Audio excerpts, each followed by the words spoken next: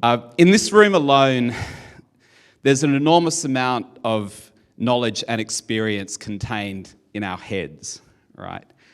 And it's easy to see that we're all hands-on people because you all took the trouble to come here early in the morning.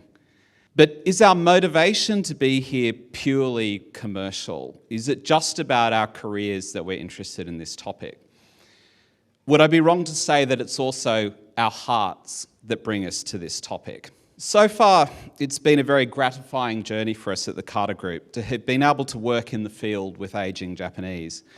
For some years now, we've been working on understanding the challenges faced by the ageing population and how technology can play a role in meeting those. But let's be honest, there's no simple problem-solution equations in this area. Defining the right problems and producing solutions that ageing users want to use is no easy task.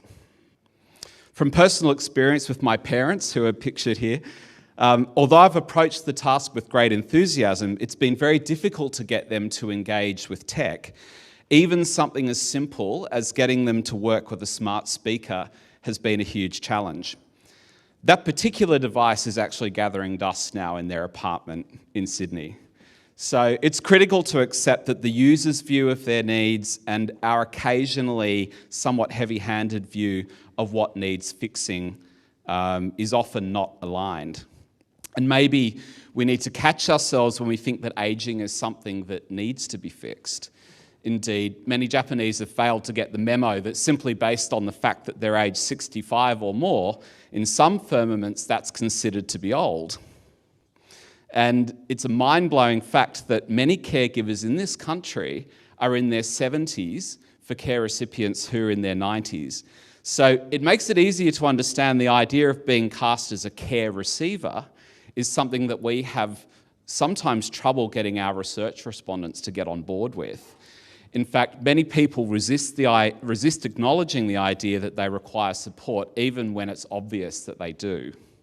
Now, this year, back in March, we surveyed a population representative group of online connected Japanese aged 16 to 89. This was actually the broadest sample in terms of age group that we've ever taken at the Carter Group. And what we found was super encouraging in that the happiest cohorts in the online connected population appear to be in their 70s and 80s. Indeed, helping to explain these findings on happiness, we can see that those who make it into their 70s and 80s in Japan do enjoy a sense of being useful. 3/4 of those that we surveyed in their 80s feel that they have a role to play at home or outside of home. Perhaps it's the case that those who are aging tend to value their increasingly limited options more highly. But despite the positive emotional disposition of many of our aging loved ones, the realities and impacts of aging are real. Physical and mental challenges mount up, and a positive attitude needs all the nurturing it can get. When we ask the question to people over 60 about their openness to new technologies such as robotics and digital services, we find about half of them have an open mind, and about 1 in 10 are what we would call enthusiasts. And these enthusiasts land very much on the active and proactive aging quadrant of this map. These active aging over 60-year-olds who love age tech are special people. They're just really positive people already.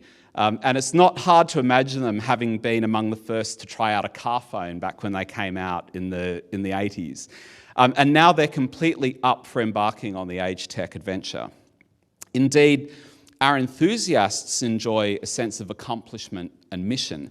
2/3 feel that they've accomplished something in their lives, and 3/4 feel that they still have something that they want to do. Purpose and general enthusiasm for life are their hallmarks.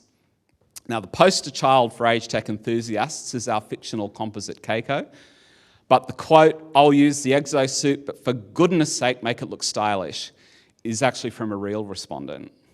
Keiko is leaning into the idea of age tech and making it part of her proud face to the world. So happiness and age tech really are linked ideas.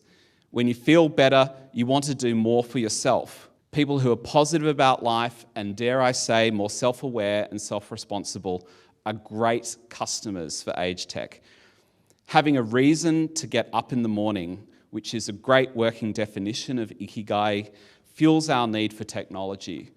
It's not the other way around. We need to work with more Keikos. They are our allies for age tech, people who are passionate about life and passionate about technology's role in enhancing life. As we develop age tech products and services, we need to partner with the kind of positive people who can make a meaningful contribution to the development and delivery of tech that genuinely enhances lives and that they want to adopt.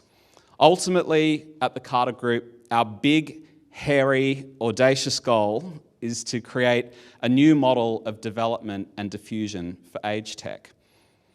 We call this new model Living Best, building on the fact that Japan is indeed the world's real-time laboratory for age tech development. This holds true for both domestic and international players, offering a true proving ground for international collaboration. In order to realise this vision, we propose two communities working hand in hand. Firstly, a purpose-driven user community. And we are currently recruiting these enthusiastic seniors, people like Keiko. Secondly, a purpose-driven professional community. That's all of us who are here today.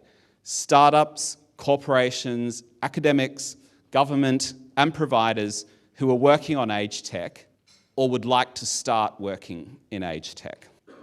Imagine a world where age tech solutions are conceived and created in close collaboration, where the type of leading users who can and will accelerate development and adoption are built into the design and marketing process, where providers and those with a commercial interest in the sector help each other for the benefit of the users, where startups have access to a motivated community of interested providers and users they can tap in to give birth to the next big breakthrough. Yes, I admit that it's still a dream today, but with your help, we can make it a reality. So I hope you'll join us in addressing one of the most important challenges of our time, one with profound social, human, and ethical business implications. Thank you.